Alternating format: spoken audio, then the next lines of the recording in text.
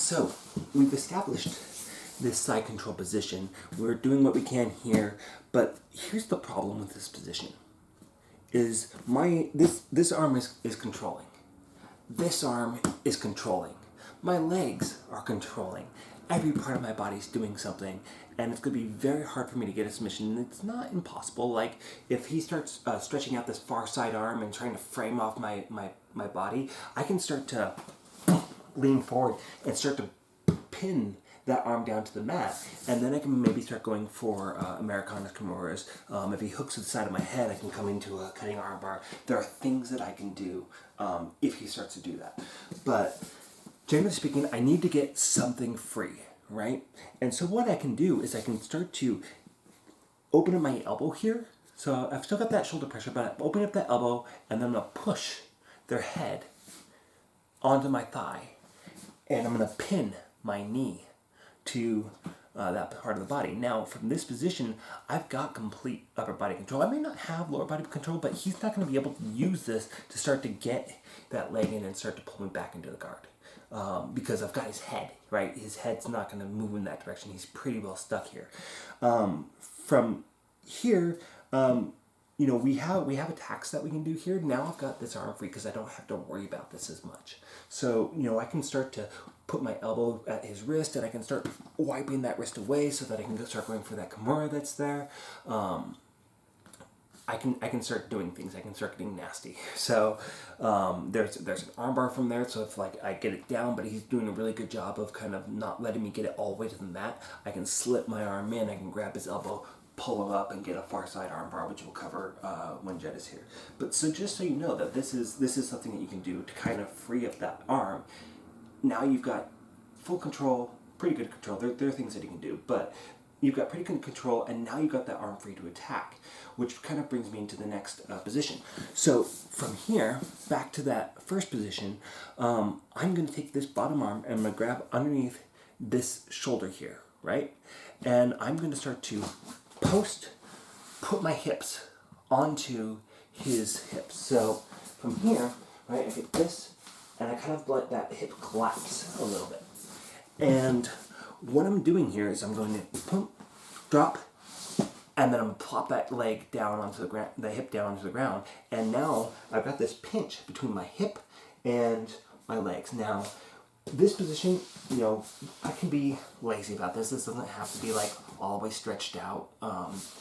It doesn't matter as much. I can have this kind of knee bent here, and if he were to start to sit up and buck me off, I've got that, right? So if he tries to push me back, I've got this post here, so he can't drive me back now, right? And if he were to push forward or whatever, I've got this kind of post here, and if he starts to move away, that kind of becomes a push off for me to stay connected to him. So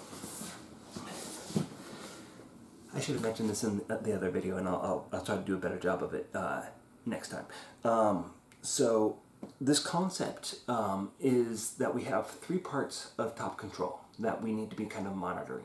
One is our pressure. Where's my pressure? When we talk about this side control position, my pressure is with my shoulder onto his shoulder, right? I'm dropping my chest onto that near side shoulder, and I'm pushing onto his head a little bit. That is my pressure. My connection is here, and whatever I'm doing here, right? So this would be connection.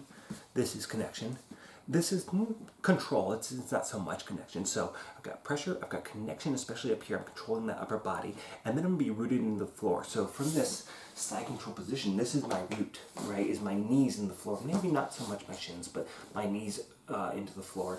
And when I do that leg stretch that we covered in the last video, my hip becomes that root, right? It's what's stopping me from getting rolled here, right? So if somebody's trying to escape, what they have to do in all those positions, they just have to take down one of those, right? So they can start to frame and disrupt my connection. That's the beginning of an escape.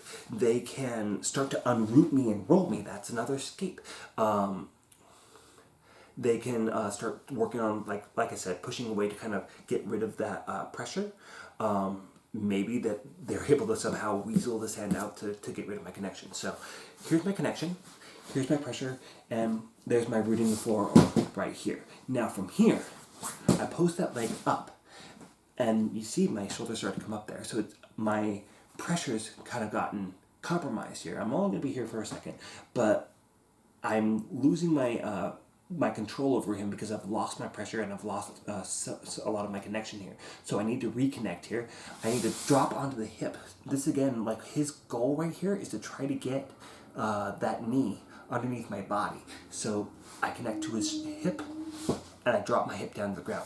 Now, here is my connection. My pressure, a little bit of my weight is here, right? My ribs are kind of onto his side, onto his abdomen, between the floating ribs and the iliac crest of the pelvis. And so my pressure is right here on the near side hip. My connection is that pinch. And then I'm rooted into the ground using my hip, right? This is kind of also a root, right? Because my danger is that he's going to sit up and knock me over, and I'm going to end up in side control. So this little post here is my connection.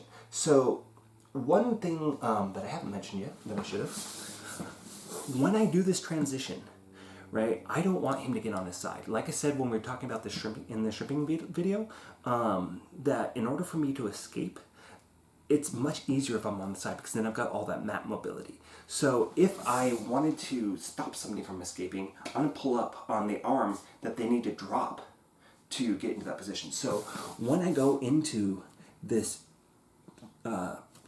new position, I step up, I'm going to grab that tricep, and then I'm going to roll until I can drop on the hip. That tricep pull-up right there, this is my temporary connection, right? This tricep pull-up is going to kind of stop him from turning into me. This lift up on that shoulder is going to stop him from turning away from me. And then I'm connected through my elbow and whatnot. I'm connected through this as well. So I get here, and I've got this switch base position.